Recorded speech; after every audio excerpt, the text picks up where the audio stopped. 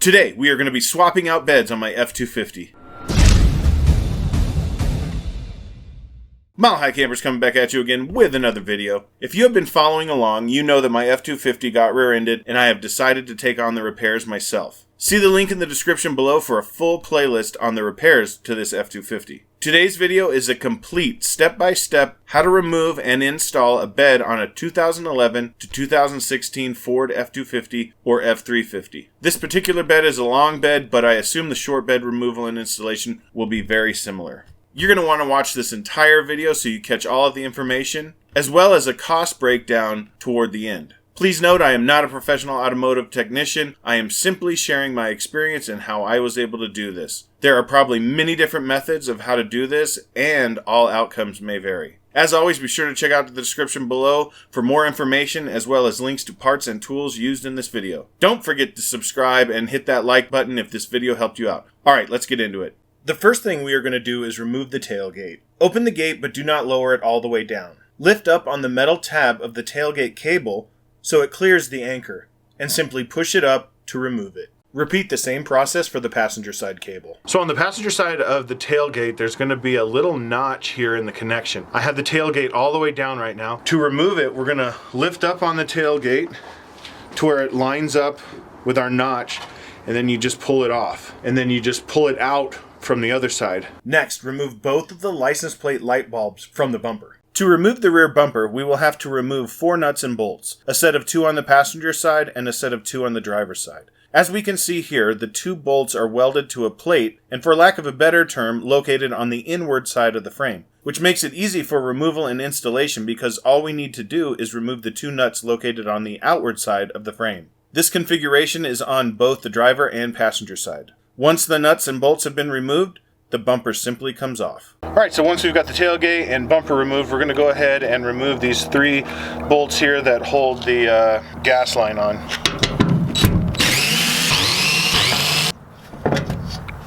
Alright, now we're directly under the gas door, and as you can see, the camera's pointed up toward the bottom of the bed. You can do this next, or you can actually do this before taking out the bolts to the gas line, but we're going to need to pull that hose out of that plastic clip there because that is part of the bottom of the bed. And it simply just pulls out. Now that we've got that removed, we can just easily push that on through the hole. Now you can just let that gas line kind of dangle there and you'll be able to slide the bed backwards without hitting it. Next, underneath the bed again, here between the 2 shocks right above the spare tire, there is this little plastic piece that's attached to the bottom of the bed and you just need to pull it out. I have no idea what it's for. It's very strange. I don't know, but it's attached there and you're going to need to detach it. Alright, so attached to the driver's side of the hitch, we're going to have our wiring harness that we're going to have to disconnect. This wire goes up to the tail lights. So we're going to want to disconnect this guy here. In theory, we just got to push down on this tab here to get it to release. There we go. And as you can see here, I just zip tied the cables out of the way. This is the license plate lights, and then we've got our hitch. Alright, now moving to the inside of the bed, we've got a total of 8 bolts holding the bed down, and they're going to be a T50 Torx bit, and you've got 4 on the passenger side. And then you've got 4 on the driver's side. Clearly, these bolts do not want to come out. So I'm going to spray some penetrating oil on them. I'm also going to spray some penetrating oil underneath on the nut. Let it sit on there for 24 hours. We'll come back tomorrow and see if they loosened up.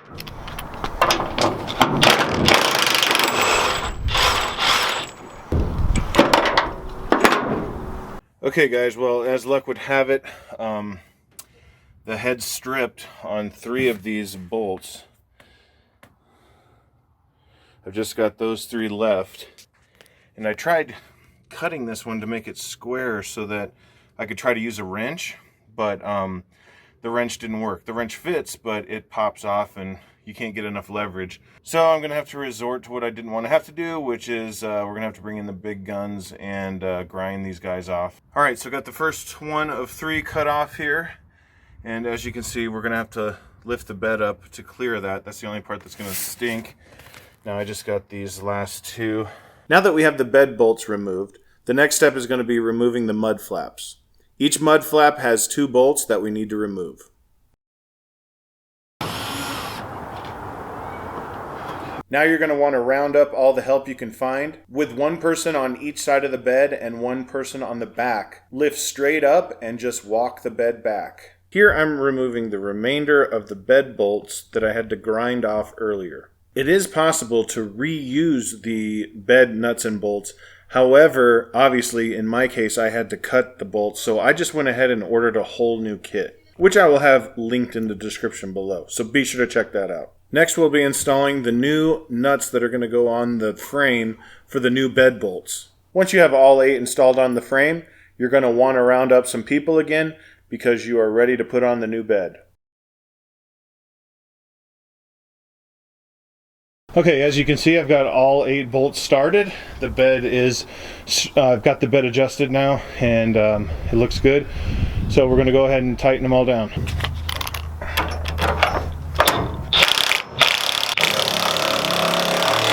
Now I'm going to go ahead and plug in the wiring harness for the taillights, get our gas line reinstalled.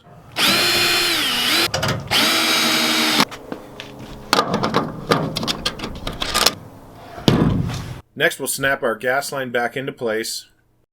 And don't forget to snap in this little plastic piece under the bed. Here I'm using a couple blocks of wood to help level out the bumper since I'll be installing the bumper by myself.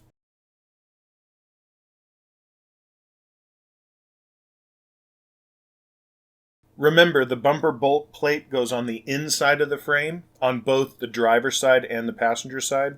Now you'll have plenty of room to install the nuts on the outside of the frame.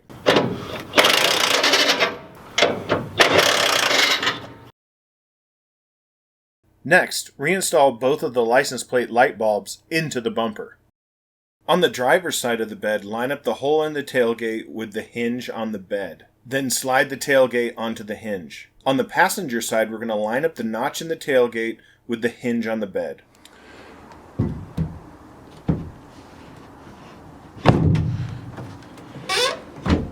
Reattach the tailgate cables to both the passenger and driver side. Now that the installation of the bed is complete, let's go over the costs of the repairs so far.